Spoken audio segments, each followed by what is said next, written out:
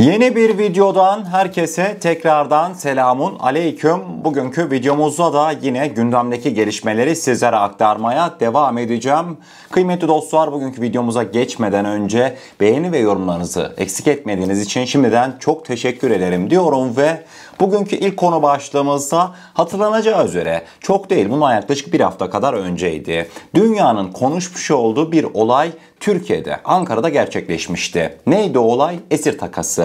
ABD ve Rusya arasındaki esir takasına Türkiye'de Milli İstihbarat Teşkilatı öncülük etmişti. MİT vasıtasıyla ABD ve Rus esirler güvenli bir şekilde takas edilmişti. Kıymetli dostlar, tabi halen bu haberin yankıları tüm dünyada süre dursun. Dün bir tane Rusya'nın elinden kurtulan esir bir açıklama yaptı. Yapmış olduğu ifadeler ise hani yok artık ya dedirtebilecek bir cinstendi. Kısacası haberi şöyle bir özetleyeyim. Ne dersiniz? Yoksa Rusların elinde bulunan esir bir MİT personeline aşık mı oldu? Ben söylemiyorum. Yapmış olduğu açıklamalar bunu göstermekte. Detaylar bir karşımıza gelsin. Rus esir MİT personelleri hakkında neler söyledi, hep birlikte öğrenelim.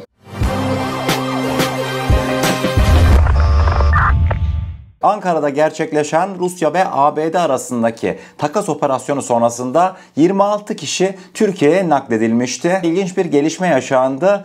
Dev takastaki isimlerden Şaşa adıyla tanınan Rus sanatçı Alexandra Shokolenko, Almanya'da verdiği röportajda Ankara Esenboğa Havalimanı'nda yaşadıklarını anlattı. Sürecin kendileri adına çok hızlı geliştiğini anlatan Rus sanatçı, kendilerine son ana kadar hiçbir açıklama yapılmadığını ve hapishaneden çıkartılıp bir otobüse bindirdiklerinde idam edileceklerinden korktuğunu anlattı. Tutukluları taşıyan uçak Ankara'ya indiğinde kendilerini karşılayan MİT görevlilerinin çok havalı olduğunu söyleyen Shokolenko, bizi karşılayan Türkler çok ciddiydi. Hepsi siyah takım elbiseler giymişti. Türk dizilerindeki karakterler gibiydiler dedi. Rus sanatçı MİT personelinden kulaklıkları ve havalı duruşlarıyla bizimkilerden çok farklılardı. Hepsi çok şıktı. Parfüm kokuları etrafı kaplıyordu. Gerçekten etkileyici bir andı sözleriyle bahsetti. Görünen o ki ben söylemiyorum. Büyük ihtimalle Rus casus gönlünü bir tane MİT personelimize kaptırdı.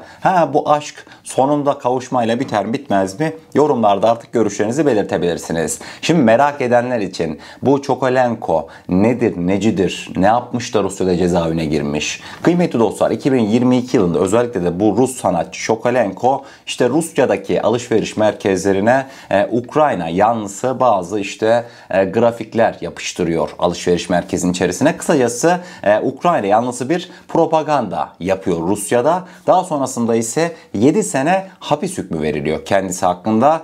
Tabi Almanya devreye girerek, ABD devreye girerek Shokolenko'yu esir takasında kurtarmışlardı. Aklıma da şu geldi. Şimdi düşünsenize kıymetli dostlar. Shokolenko normalde bir Rus vatandaşı değil mi? Evet. Ruslar onu hapsetti. Daha sonrasında Batı devreye girdi. Türkiye aracılığıyla hapishaneden kurtuldu. Şu an nerede? Almanya'da. Yani Batı bloğuna geçti değil mi bu Shokolenko? Eğer ki gerçekten bu Shokolenko Rusya'nın bir ajanıysa yani bundan kusursuz bir plan olamaz kıymetli dostlar. Düşünsenize, gerçekten de bir tam Rus ajanı ama kimliğini gizleyip Almanya'ya bu şekilde iltica ediyor. İşte o zaman derim ki Putin gerçekten de bu işi beceriyor. Bir de böyle de bir şüphe var. Dikkat çekici bir haberde sizlerle paylaşmak istedim diyorum ve bugünkü ikinci konu başlığımıza geldiğimizde Yunanistan'a gideceğiz. Arkanıza lütfen yaslanın. Şimdi benim sizlere sürekli olarak düzenli bir şekilde aktarmış olduğum Yunanlıların bir tane lazer sistemi var. Hatırladınız mı? Şu Kostas Robots şirketinin geliştirmiş olduğu ve Yunanların öve öve bitiremediği bir lazer sistemi Minators var. Hatırladınız mı? Yunan basınından Pentapostagma yine düzenli bir şekilde Minators sistemini ele aldı. Son paylaşmış oldukları haberinde Minators sisteminin ilk kez görüntülendiğini, atış yaparken görüntülendiğini vurgulamaktalardı ve başlıkta oldukça dikkat çekiciydi. Bize bir şeyler söylemektelerdi. Detaylar bir karşımıza gelsin. Görmüş olacağınız üzere Yunan basınından Pentapostagma, Sokos robotun Türk insan hava araçlarını havada kızartacak Minators anti-drone sistemi lazerinin fotoğrafları ortaya çıktı diye dikkat çekici bir başlık atmıştı. Haberin detaylarına indiğimizde bu Türkleri terörize eden, saniyeler içerisinde insansız hava araçlarını düşüren Yunan lazer süper silahı olacak diyordu Pentapostagma. Yunan basınında paylaşılan fotoğraflar bu şekildeydi. Ayrıca 75.000 fit irtifaya kadar lazer sisteminin operasyonel olarak kullanılabileceğini belirtmekteydi Yunanlılar. Son olarak da Yunan basını haberini aynen şu cümlelerle bitirmişti. Diyorlardı ki, pek çok ve çeşitli nedenlerle bu düzeyde şirketlerin geliştirdiği bir ülke olmayan Yunanistan'ın özellikle Türklerin bizi tehdit ettiği şu dönemde havadan insansız hava araçları konusunda kritik ileri teknoloji konusunda kendi kendine yetebilen bir ülke haline gelmesini umuyoruz. Gelecekteki tüm askeri çatışmalarda lazer çalışmaları kilit rol oynayacaklar. Türklere karşı bu sistemi geliştirmemiz oldukça önemlidir diye haberini sonlandırmışlardı. Bu fotoğrafları hani kendileri yeni paylaşıldı diye servis etmişler ya. Yapay zekada yapması ne kadar biliyor musunuz? Belki 10, bilemediğiniz 15 saniye falan. Kostas Robos şirketinin sahibi Konstantin Kostos mu neydi? Artık iyice ben emin oldum. Herif kafaya koydu. Yunan hükümetini şöyle sağlam bir şekilde dolandırmadan rahat etmeyecek. İnşallah şu ürünü bitirsinler. Yunan hükümeti de artık vereceği parayı bu herife versin. Dolandırılsın. Onlar da rahatlasın. Biz de rahatlayalım. Bu sistemin hiçbir geçerliği yok. Dediğim gibi kendileri çizip kendileri oynuyorlar. Merakımdan da hani ne yazıp çiziyorlar diye sizlere aktarıyorum. Neymiş? Türk İHA'larını kızartacakmış. Geçin oradan diyorum ve devamında bugünkü 3. konu başlığımıza geldiğimizde sosyal medya haberlerimize gelmiş oluyoruz. Yine sizler için birbirinden önemli, birbirinden kıymetli haberleri bir güzel derledim. İsterseniz detaylar bir karşımıza gelsin. Bugün sosyal medyada neler yaşandı hep birlikte öğrenelim. Bugünkü sosyal medya haberlerimizde hep birlikte bir Japonya'ya gidelim mi? Amerika Birleşik Devletleri'nin Hiroşima'ya atom bombası atmasının bugün yıl dönümüydü. Yıl dönümü için de Japonya'da bir tören düzenlendi Hiroşima'da. Hiroşima valisi anma konuşmasında erkekler, kadınlar, çocuklar ve yaşlılar kurşunlara diziliyor, füzelerle parçalanıyor dediği anda kamera İsrail Büyükelçisi'ni uzun uzun gösterdi ve kadrajı bozmadı. Yaşanan bu gelişme sosyal medyada epeyce gündem olmuştu. Hemen devamında ise kıymetli dostlar, Hürjetimizin yeni durağı Mısır. Daha öncesinde haberini sizlere aktarmıştım.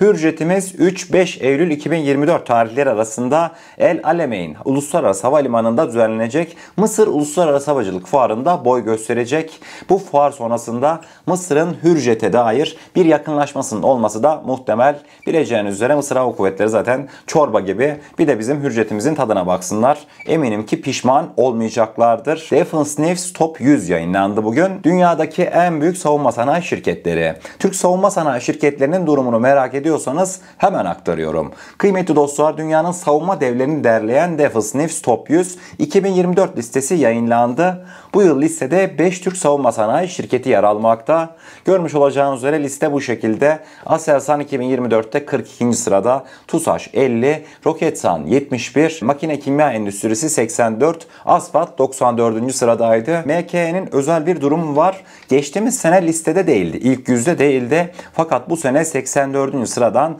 kendisine yer bulmuştu. Hemen yan tarafta ise görmüş olacağınız üzere Aselsan mesela. Geçen sene 47. sıradayken bu sene 42. sıraya inmiş. 58. sıradaki TUSAŞ 50. sıra, 80. sıradaki Roketsan 71. sıra, 100'deki Asfalt da 94. sıraya inmişti. Yani pozitif yönlü bir gelişme mevcut savunma sanayi şirketlerimizde. Son dönemde birazcık ihracatımızda hani beklentilerin altında kaldık ama şirketlerimizin büyümesine devam etmesi gerçekten de oldukça önemliydi. Tİ Genel Müdürümüz Mahmut Faruk Akşit hocamızın önemli açıklamaları oldu. Milli motorumuza ilişkin. Mahmut Faruk Akşit dedi ki, PD-170 motorumuz hem Anka'ya hem de Aksungur'a hem de Bayraktar TB3'e güç vermeye, rekorlar kırmaya devam ediyor. Motorumuz sınıfında en az yakıt tüketen motor. Yurt dışından da ilgiyle takip ediliyor. İkinci siparişimizi aldık. Bu yıl içinde motor teslimatları yapılacak. Bu arada 3. müşterimiz sipariş verme aşamasında. Havacılık fuarlarında da 4. müşteri geldi. Gökbey Genel Maksat Helikopteri motoru TS1400 beklenenin çok üstünde bir performans gösteriyor. Artık bu son aşamada bir aksilik olmazsa 1-2 yıla seri imalata başlamasını bekliyoruz diye müjde dolu haberler aktarmıştı. Hemen devamındaysa bugünkü müjdelerim bitti mi? Bitmedi kıymetli dostlar. dostlar. Hayalimiz gerçek oldu. Hatırlar mısınız? Baykar geçtiğimiz aylarda kemankeşi bir tane pick-up'ın arkasından fırlatmıştı. Daha sonrasında da ben demiştim ki ya dedim işte Ford kullanacağımıza pick-up'ı TOG'un üzerinden atsak şu kemankeşi nasıl olurdu demiştim. Hatırladınız mı? Herhalde bizim bu çağrılarımız duyulmuş. Bu sefer TOG'umuzun üzerinden atılan insan hava aracı kemankeş değil ama 860 Teknoloji ve Savunma Sanayi tarafından üretilen NE314R bulut altı elektrikli insan hava aracının testleri Ankara Kalecik'te bulunan TR test deneme sahasında icra edildi. Bu görmüş olduğunuz insan hava aracı 3000 ile 9000 fit yükseklikte gözlem faaliyeti icra edebilecek kapasitede üretilmekteydi. Ayrıca elektrik motoru olduğunu belirtmek isterim. Hem ses hem de ısı izi bakımından elektrik motoru oldukça avantajlı bir durumdu. Bu test esnasında da görmüş olacağınız üzere yerli ve milli aracımız olan TOG kullanılmıştı. Bugünkü sosyal medya haberlerimizin son kısmında Filistin-İsrail ateşkes. Gidelim mi be?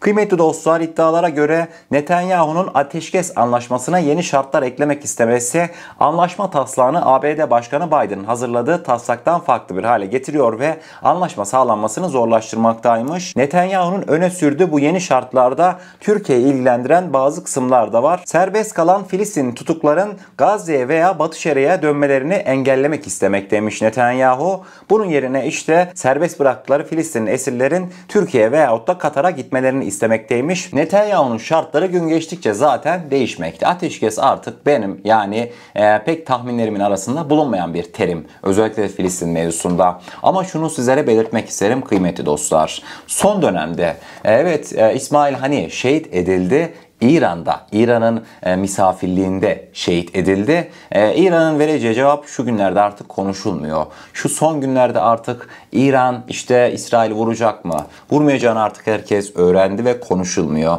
Ümitler de bitti. Artık ne konuşuluyor biliyor musunuz? İsrail'in ana gündeminde sürekli Türkiye var. Netanyahu sürekli Türkiye atıfında bulunuyor.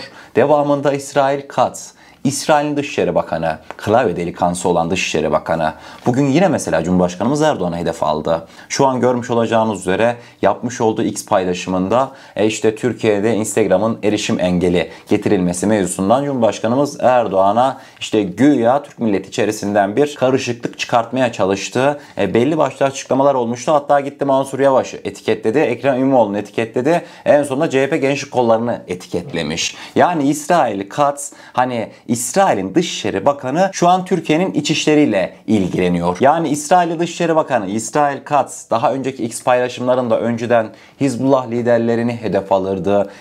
İran'ın devlet yayın organlarını hedef alırdı. Artık onu da bıraktı. İşi gücü Türkiye. Artık mevzuyu siz anlayın kıymetli dostlar. İsrail de çok iyi biliyor İran'dan ona zarar gelmeyeceğini. Bundan dolayı rotayı Türkiye'ye çevirmiş durumda. Bizim yapmamız gereken şey ise çok basit. İsrail Katz'ın bu provokatif eylemlerine hiçbir şekilde ayak uydurmamamız gerekiyor.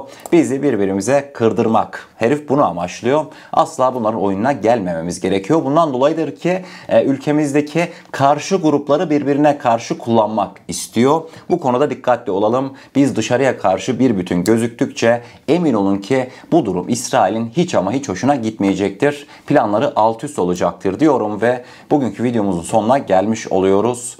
Eğer kanalımıza ilk defa gelmekteyseniz kanalımıza abone olarak bizlere destek olabilirsiniz. Videomuza gerçekten beğenmişseniz aşağıda bulunan beğen butonuna basarsanız bizleri oldukça mutlu edersiniz. O zaman ne diyelim? Kendinize çok iyi bakın. Allah'a emanet olun. Her şey istediğiniz gibi olsun. Sağlıcakla.